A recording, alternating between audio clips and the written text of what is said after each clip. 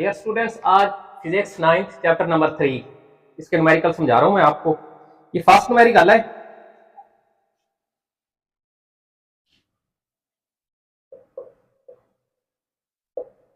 बीस न्यूटन की एक force is equal to F is equal to 20 Newton.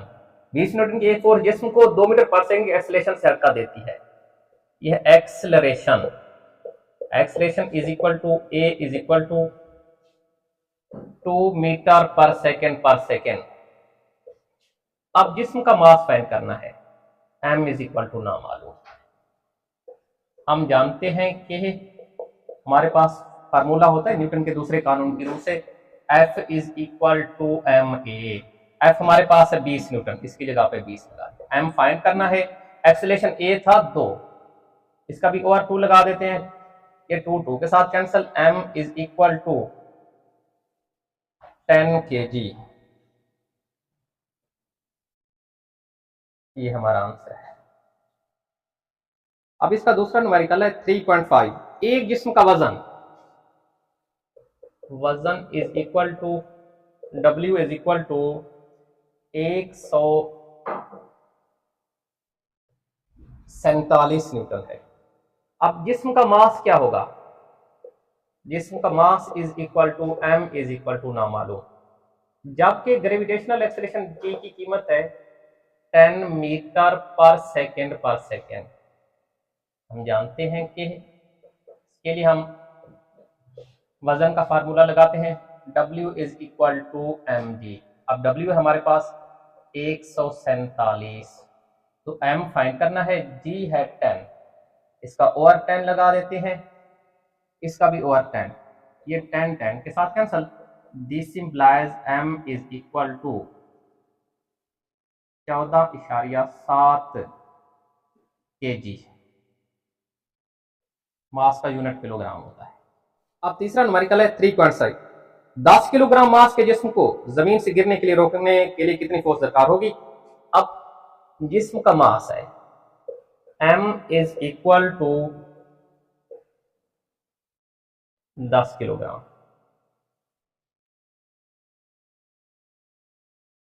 Force मालूम करनी है, force is equal to F is equal to ना मालूम, जबकि ग्रेविटेशनल एक्सेलरेशन G की कीमत होती है 10 मीटर पर सेकेंड।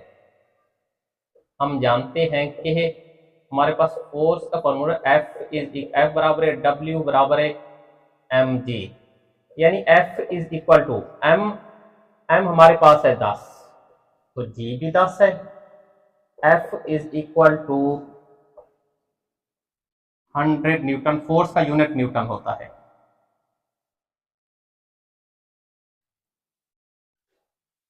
ये जी 3.4। 50 किलोग्राम मास के जिस्म में 100 न्यूटन की फोर्स कितना एक्सेलरेशन पैदा करेगी? जिस्म का मास है। अब mass is equal to m is equal to 50 kg। Force is equal to F is equal to 100 newton. 100 newton की फोर्स कितना एक्सेलरेशन पैदा करेगी? एक्सेलरेशन फाइंड करना है हमने। ये न्यूटन के दूसरे कानून की रूह से F बराबर है m a। F is equal to m। अब F है हमारे पास 100, तो m है 50। एक्सेलरेशन फाइंड करना है, इसका भी ओवर 50 कर देते हैं, इसका भी ओवर 50 के साथ cancel. This implies a is equal to 2 metre पर सेकेंड। अब लास्ट न्यूमेरिकल है आज का 3.5। एक जिस्म का वजन is equal to W is equal to 20 newton. एक जिस्म का वजन 20 न्यूटन है, इसको एक्सेलरेशन 2 मीटर के एक्सेलरेशन के साथ A is equal to 2 metre पर सेकेंड के एक्सेलरेशन से ऊपर की तरफ ले जाने के लिए कितनी फोर्स बरकरार होगी? अब अपवर्ड फोर्स मालूम करनी है।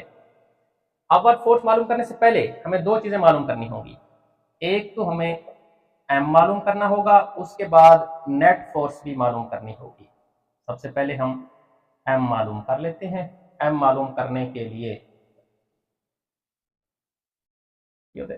W is equal to M G, यहाँ पे g भी आप लिख सकते हैं, 10 मीटर पर सेकेंड पर सेकेंड।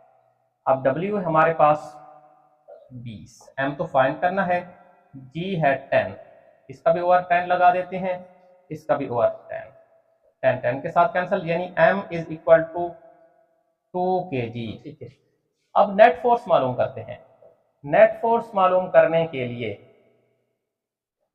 इसका फार्मूला होता है net force is equal to M A, यानी net force is equal to m हमारे पास 2 है तो a भी 2 है, यानी net force is equal to 4 newton. अब अपवर्ड फोर्स मालूम करते हैं। अपवर्ड फोर्स मालूम करने के लिए हमारे पास अपवर्ड फोर्स का फार्मूला होता है, upward force is equal to W plus net force. Upward force equal to W हमारे पास 20, नेट फोर्स हम अभी मालूम कर चुके हैं 4, upward force is equal to 24 newton. ये हमारा आंसर है। डियर स्टूडेंट्स, आज हमने चैप्टर नंबर 3 के 5 न्यूमेरिकल्स किए हैं। इन न्यूमेरिकल्स में से अगर किसी में कोई प्रॉब्लम हो तो आप कमेंट्स में इसका इजहार कर सकते हैं। इसके साथ हमारे चैनल को सब्सक्राइब भी करें। फिर अल्लाह हाफ़िज़।